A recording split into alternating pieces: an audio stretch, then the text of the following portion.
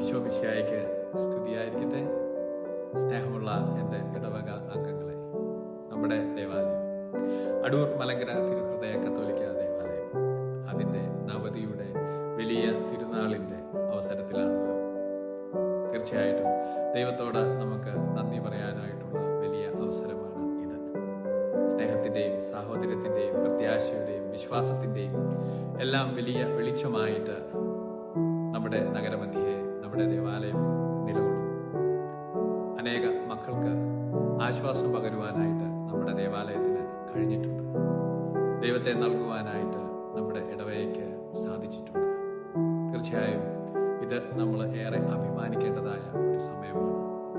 ഈ ഒരു വലിയ അവസരത്തിൽ പ്രിയപ്പെട്ട എല്ലാ എൻ്റെ ഇടവക അംഗങ്ങൾക്കും ഏറ്റവും സ്നേഹം നിറഞ്ഞ പ്രാർത്ഥനയും ആശംസയും എല്ലാം നേരുന്നു.